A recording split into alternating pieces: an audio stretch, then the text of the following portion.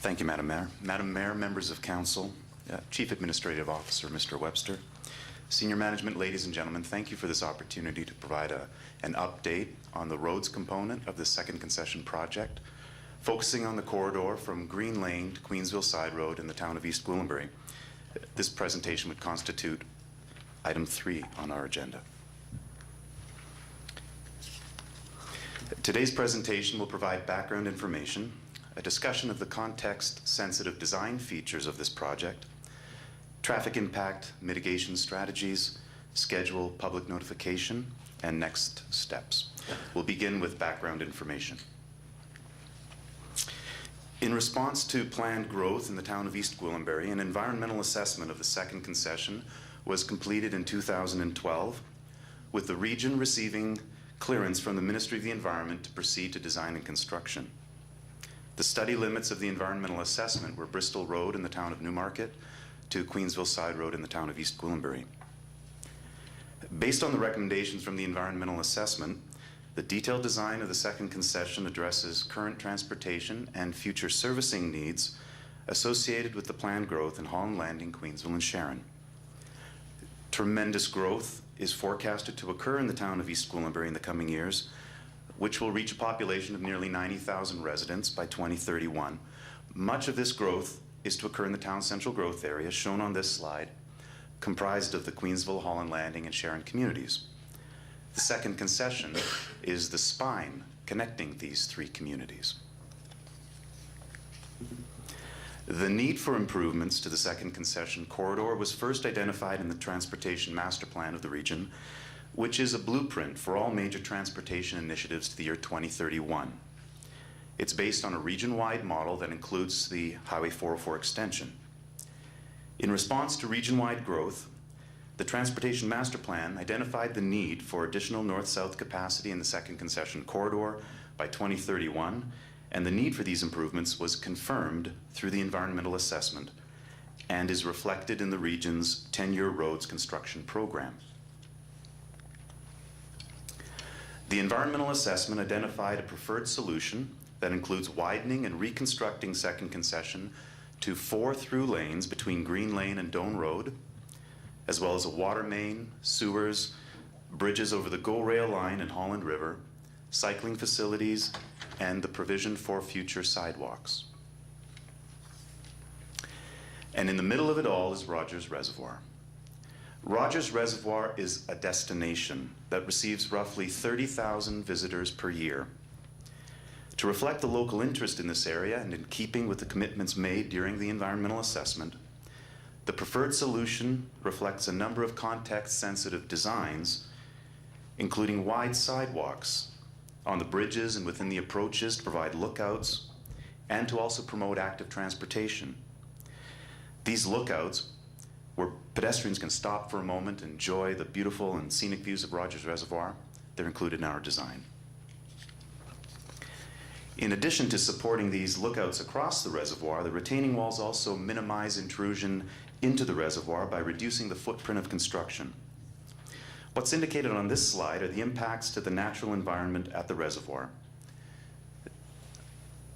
This orange dash line indicates the working zone, which will be reinstated with native vegetation seed mix and plantings, up to the red line, which is the limit of new infrastructure.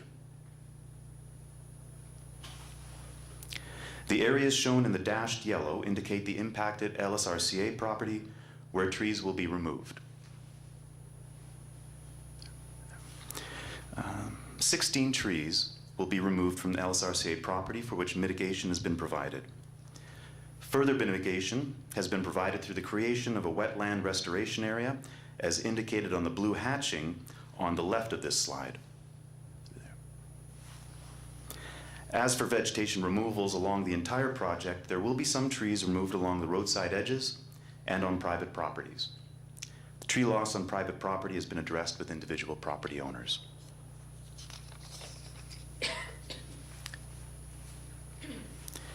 Now this is a view from the east of the reservoir looking westerly. East here, westerly.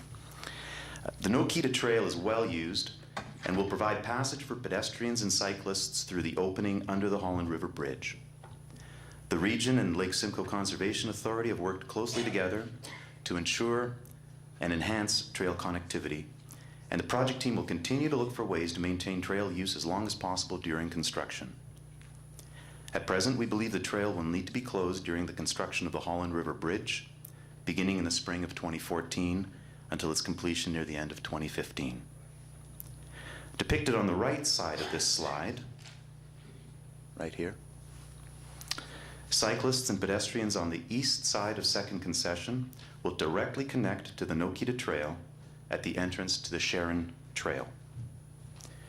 The project team is still currently finalizing options for connecting cyclists and pedestrians on the west side of Second Concession to the Nokita Trail as well.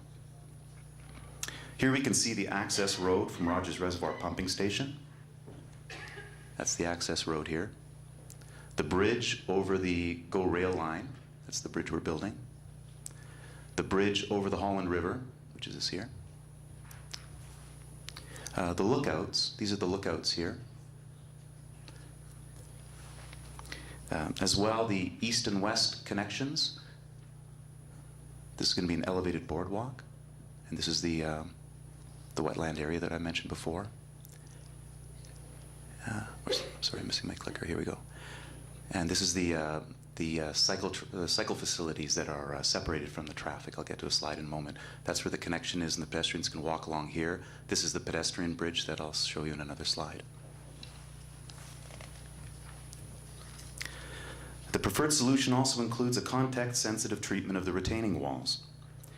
During design, the project team evaluated and reviewed options internally with town staff and with staff from the LSRCA. A curvilinear retaining wall option shown on this slide, looking again from the east side of the reservoir westerly, was selected as preferred solution.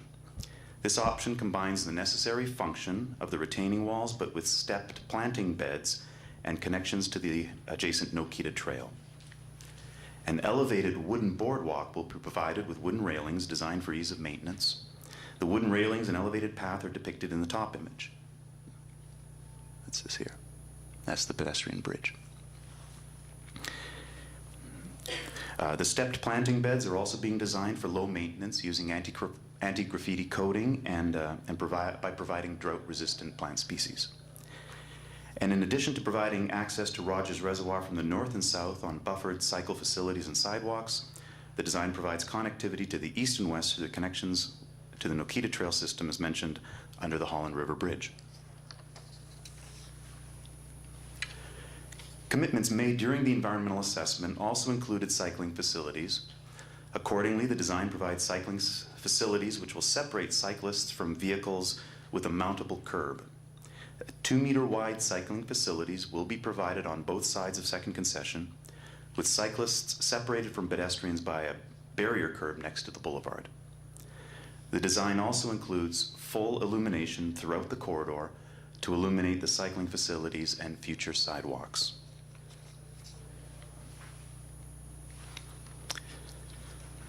In order to improve the Second Concession corridor, with the works at Rogers Reservoir, including bridges, cycling facilities, retaining walls, step planting beds, and servicing infrastructure, our current analysis indicates that a full road closure is necessary between Green Lane and Queensville Side Road.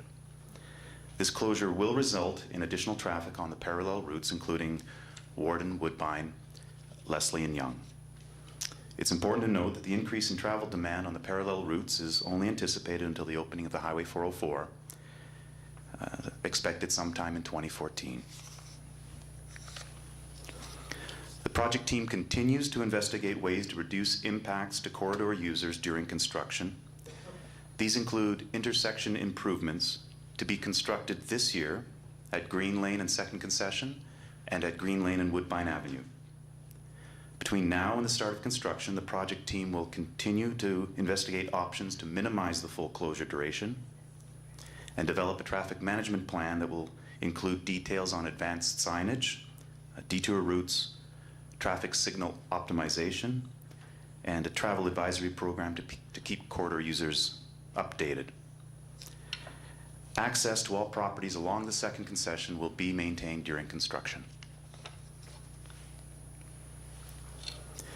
2014 will see progress on the gravity, sewer, and road works from Rogers Reservoir Pumping Station to the top of the hill at Doan Road, along with the force mains from Green Lane Pumping Station to the Queenswell West Pumping Station. The access road to the Rogers Reservoir Pumping Station will be built and will be used to access the site once the bridge abutment work begins. This will include foundation piling lasting approximately 40 days, and in 2014 work will commence on the rail bridge abutments and retaining walls. In 2015, water main work will begin, as well as the storm sewers and road work between Green Lane and Rogers Road. Backfilling at the rail bridge will be completed, as well as the rail bridge superstructure. Next will be the abutments at the Holland River Bridge and backfilling at this structure, as well as the poured-in-place planter beds. In 2015, a portion of Bristol Road to Green Lane will be constructed, as well as the remainder of the water main and road works. In 2016, the pedestrian bridge will be completed, as well as the boardwalk, landscaping, and paving of the entire job. The environmental assessment for the second concession began in 2009 and received clearance from the Ministry of the Environment to proceed. The detailed design is currently progressing on schedule, meeting target milestones for property, design, and utility relocation. Construction is on target to begin in 2014. To ensure residents are kept informed, we're hosting 2 public information centers on the 25th and 26th of this month. For residents of East Gwillimbury, the June 26th event will take place at the Holland Landing Community Center, and the event will be advertised over the next few weeks in the Era Banner and Georgina Advocate newspapers. The format will be a drop-in type event with display boards and staff on hand to answer questions. In addition, newsletters will be distributed to local residents prior to and during construction. Signage will be installed letting corridor users know who to call if they have any questions, and a website has already been established at www.york.ca under Transportation and Community Planning / Regional Road Improvements and Construction. This website will be updated throughout the duration of the project. In the meantime, however, corridor users can expect to see the ongoing utility relocation occurring until the end of the year, followed by construction beginning in Q2 of 2014. Thank you. Thank you very much. I'll start questions maybe over at this side this time and work the other way. Councillor Morton, you want to start? Thank you, Madam Mayor. Through you to Mr. Nicolak. I'm excited, Mark, that we are ready to kick off the jumpstart at spring of 2014. Yes. My one concern is that this council and previous council was adamant that this project not start until the 404 was completed. And we're well aware, for anyone that travels that area, the 404 isn't doing anything. There's no vehicles moving. It's dead at this point. They still keep saying, yes, it's going to be open for the August 2014. I mean, that's the last that we're all hearing, and that's completely open. They're not doing it in segments. It's once it hits Ravenshoe, then they will open it. So we've got a time span between us starting in the spring and them opening late summer, if then. I can't support that. I mean, I'm hoping that the region is working diligently with the province to find out why it's not scheduled, or at least the work is not scheduled to start moving.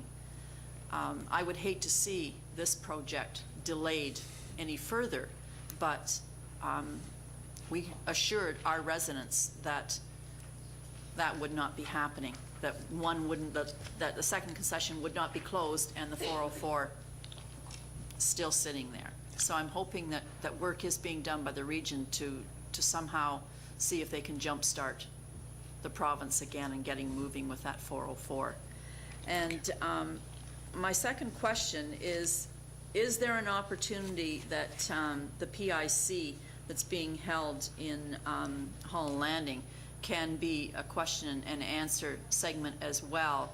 Because quite often residents like to hear what other residents have to say and what their questions are.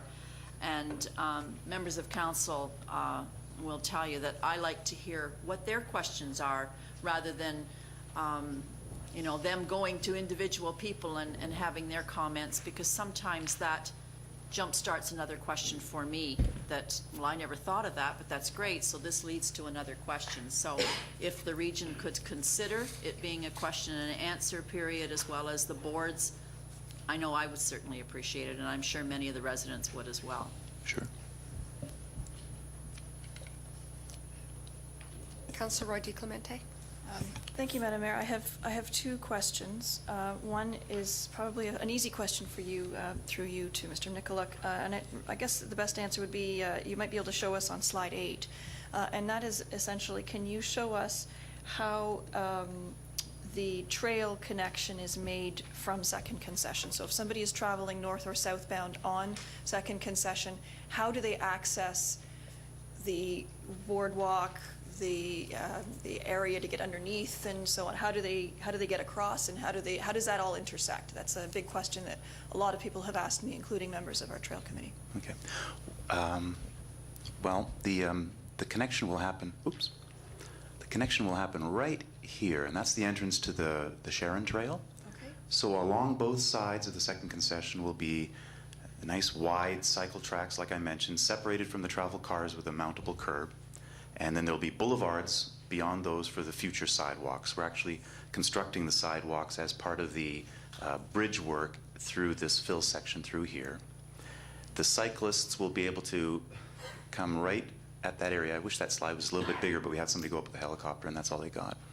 And that's the connection right there. It's all at grade. So the pedestrians on the east side and the cyclists on the east side will just right over there onto this, and as the road is going up, because the road is coming down into the reservoir at about a 3% grade, this trail will be basically at grade all along. There'll be a pedestrian bridge, and these will be wooden planks that they'll be close together, so there won't be too much of a bumpy ride for the cyclists. But you know, we do envision the cyclists will also be heading down Second Con all the way to Green Lane to get to the, if you're a hardcore biker, you might want to get all the way to Green Lane to get to the GO train.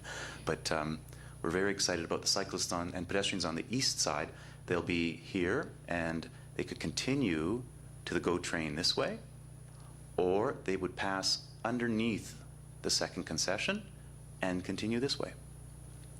Now, in terms of the connection on the west side, the project team is reviewing still some alternatives internally, but we are fairly confident we will be able to get a connection from this side underneath the bridge at this point on the north abutments to connect, because we do really want to try and keep the people off the road if they're one way or the other, and we certainly don't want cyclists coming down this way or actually coming down the wrong way. So we want to promote them that they're going in the right direction in both ways. So basically the connection to the east-west of the Nokita Trail is this way underneath the bridge, and likely this way underneath the bridge to connect that way.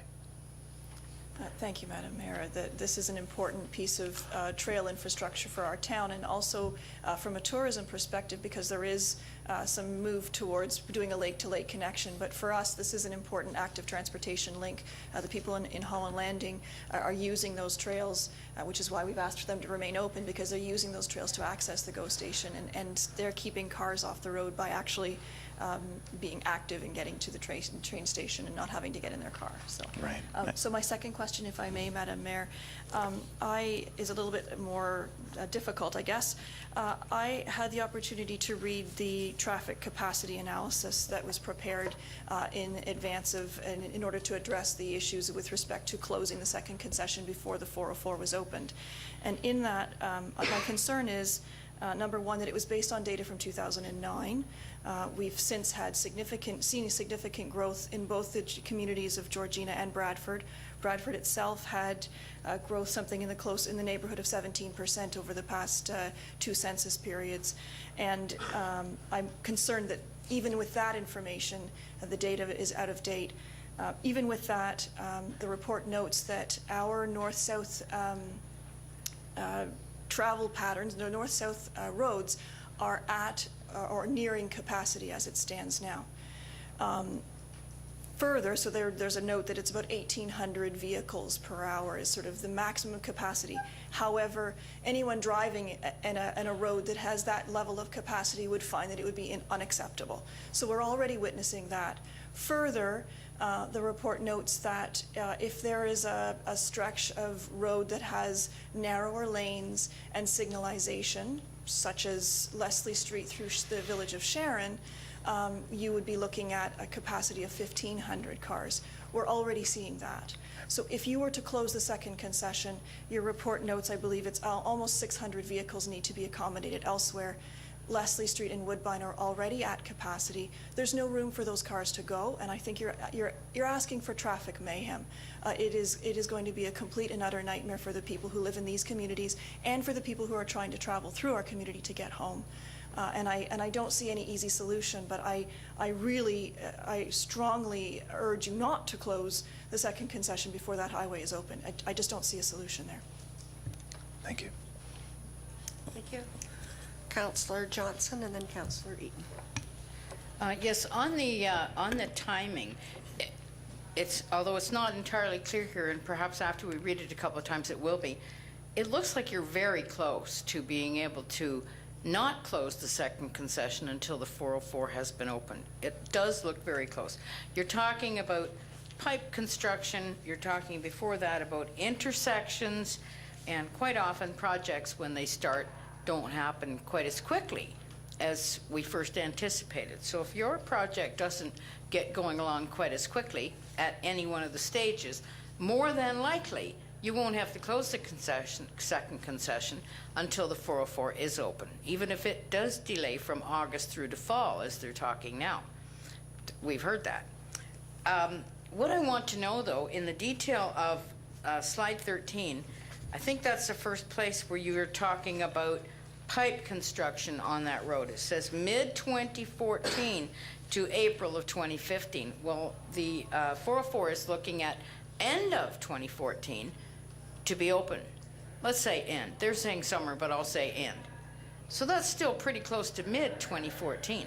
Is there any way that that first phase, or have you given consideration to that first phase, pipe construction? Well, I guess the bridge construction really knocks you back, doesn't it? Sure does. But, you know, to keep the road open and do some portions of it, and although it may be a bit of a flagman situation, to keep something open so that cars can still get through. And then when that 404 opens, you're free to close it. Is there a way of adjusting that now that we're so close? I mean, we've been sitting here for a long time watching these things be separated by many years, and now they're within months of each other. So can you go back and sharpen up your pencil on that one? Well, through you, Madam Mayor, we certainly have been sharpening the pencil, and as much as possible, we're looking at different schedules and different sequencing. Of course, the contractor will, we can suggest some types of sequencing for him, but the contractor will be, you know, trying to do it as best he can. We'll put some controls in the contract. At present, it doesn't seem it's possible that we can, you know, delay that pipe work, and that's what our current analysis is saying right now. But again, we're going back to it every day, every week, really. You know, we understand that. We don't want to see the delay to the pipe work. But Right. if there's some way of juggling these items, now that we are so close, I really think we are close. I appreciate the bike lanes. I think that would be a wonderful asset to the area. And it's a absolute necessity in our communities now to connect each of the communities and each of the areas that people might want to go with something other than an ability for the cars to get there. And that might be for electric vehicles as well in future. I am very concerned about your at-grade crossing. I didn't like to hear that. This is a highway you're putting in here now with sleek new surface and a bridge. And I don't think that an at-grade crossing, which I guess is the upper, more or less the upper right-hand corner there. Oh, maybe, may I correct myself? It's at grade, but it's on the side of the road. So people on the east side, which is, we're on the east here looking westerly, and that's north up here. So it's these people here on this cycle track and sidewalks. They're not going to have to cross the road. They're just going to come right around this little piece right here. So those people aren't crossing the road at all. But it just means that... Are they going under the road? Yes, they will, in order to access the Nokita Trail to the west, if I was, where's my pointer here? Maybe I should- East. Oh, here it is. Yep. So if I'm on the east side, which is here, Yeah. and I'm cycling, let's say I'm here, I'm coming down the hill, I'm cycling, I'll stop, look at the lookout for a little while, stop there again. I'll keep going, look down at the bridge, I'll keep going, and now we're right at the same elevation as the ground. The And ground of the road or the ground of the green on the side? the ground and the road and the green are the same. Okay. You're not going to have to cross the road. You're just going to have to turn your bike and come down this way on this boardwalk. And that boardwalk is at the base of the Oh, I retaining see. walls now. So you suggested that right near the river, there may be a crossing underneath the bridge there to stay on that side. Maybe isn't good enough. That's what I wanted to get to. We must have that. Yes, thank you very much for that comment. And that's what the project team really thinks too. It's the difficulty the people on the west side here, in terms of the difficulty the project team encountered, it's really with the grades. There's about an 11-meter difference in grade between the ground here and the top of the road. That's this height that you can see here. So you can see that walkway, then the boardwalk, as you keep walking southerly here, that's getting higher and higher. So you're looking up now, right? It's the people on the west side that your comment is referring to. We had looked at a couple of different options, but the team really does see the necessity of connecting underneath the bridge Yes. and not having them. Some of the people at Valley Trail, for instance, said, hey, can you put in some signal lights for us and a crosswalk? And well, our warrants didn't justify that. But so yeah, we do see the definite need to get the people from the west side underneath the bridge and not having to cross the road. Yes. And that's what's being finalized at present. And I would like to have that marked down as an absolute necessity here, a request from this council. I see some nods. Okay, illumination. On the slide with the two bridge views there, let's see. Slide 9, will there be illumination in the area that I see those people walking? Down below, there won't Yeah. be illumination, no. No. No. Okay. My final comment here is I am personally extremely disappointed that you are removing a parking lot that we have used and enjoyed and relied upon as a midpoint for people to reach this area and begin their trail walk either direction. Not everybody can walk all the way from Green Lane all the way up to the end of the trail up at the Holland River Boulevard. Right. There needs to be a parking lot there. And I just frankly say I think we should have continued to insist that there be a parking lot there. We have a parking lot there for our residents, and so we're downgrading our service level when we don't make a comment that, as I'm making, I am very disappointed that that parking lot is being removed. And if there's other support for council, we should be saying we want a parking lot to remain there.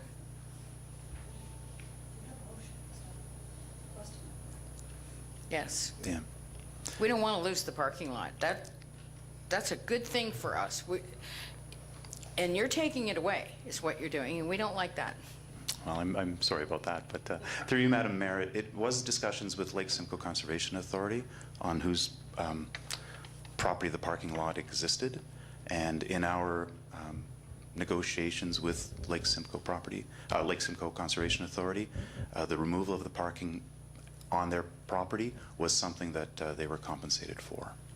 So they got compensated for the loss that our residents suffer, but our residents, East Gwillimbury residents, don't get compensated for some other place to, that's really too bad. It is I'm disappointed that the Conservation Authority would trade that away.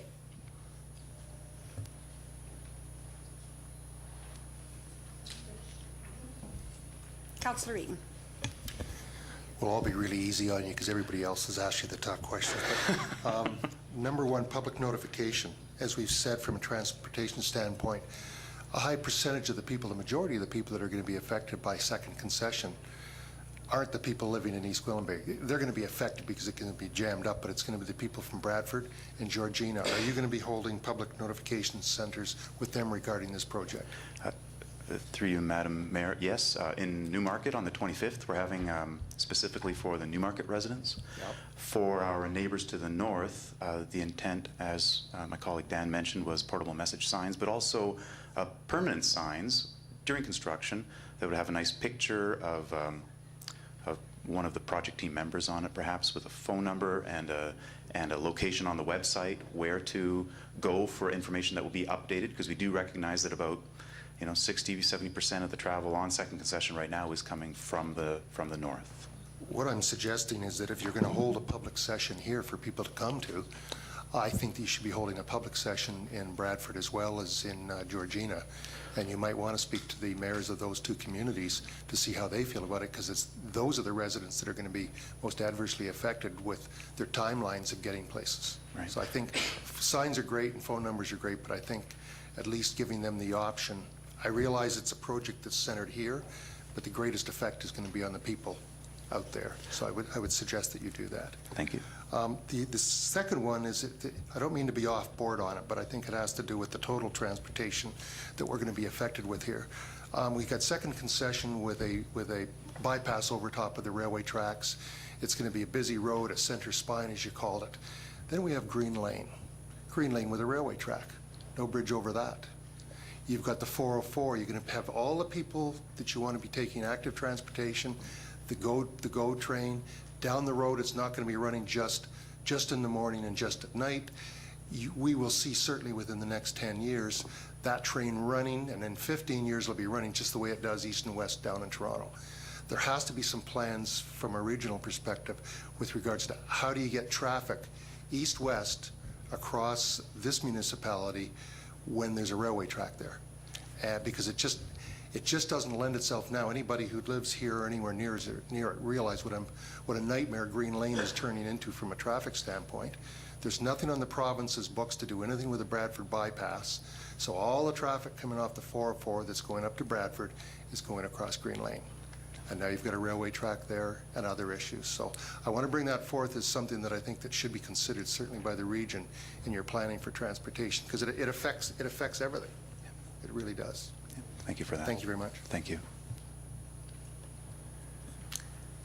Thank you very much. I just have a couple of closing remarks, and a lot of the discussion has taken place on individual items, but I do want to go back to the resolution that Council has, standing resolution from 2010, and that's that the road not be closed until the 404 is open.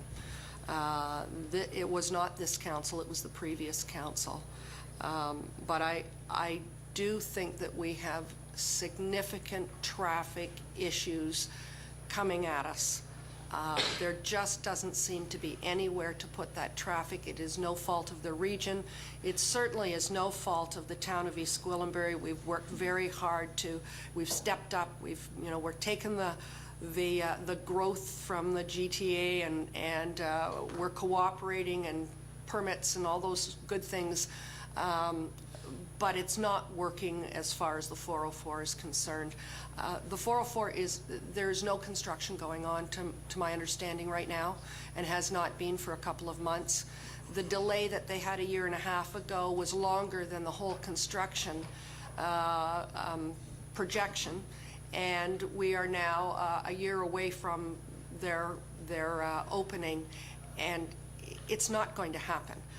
We don't seem to get the proper communication from the province on it, and quite frankly, I don't think that they see the urgency to the whole thing, but I think it is very urgent. I think it's urgent for us as a community that has commuters running through. I think it's urgent for us in that road needs to be done. The road that is there is unsafe, as we all know, and the volume of traffic is horrendous. And I think it's urgent for the development that is scheduled to take place in East Gwillimbury. Cannot happen without it. So I have huge concerns. The opening of a partway may be the answer. If it went to Green Lane, I understand that pretty much it's done. It's the top end that has a problem. But I am going to ask members of council to reaffirm the standing resolution that was in 2010. We do have 2 new people that are here that were not part of that vote, but I think we have to insist that until such time as the 404 is open, that the Second Concession does not close. If there was a week or two, it might be fine. We're talking now a year. We really are. If they're not ready to open, they're definitely not ready to open in the fall of 2014. We know that now based on where they're at. It will be another year.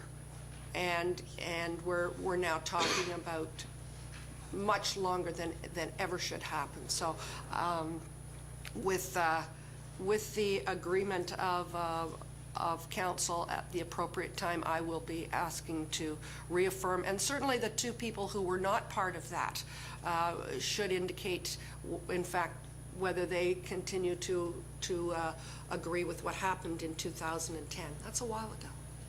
So the other thing that I wanted to talk about was Leslie Street and truck traffic on Leslie Street, and I think it's time that we started to put some signs up. I know it's a regional road, and normally that doesn't happen, but I think it's going to be important to put signs up, and there's no truck traffic on Leslie Street. It's just not an option. Second Concession is busy now with the construction folks that are leaving Leslie, coming up and around, and it's very busy, and I'm not sure that that's part of the traffic count as well, but lots of trucks along there and coming up Woodbine as well. But I think we should be indicating to the truck traffic that Leslie Street is single lane and houses extremely close to the road. And we know we have a light coming in at Colonel Whaling, but we don't want truck traffic there. So I leave that one with you as well.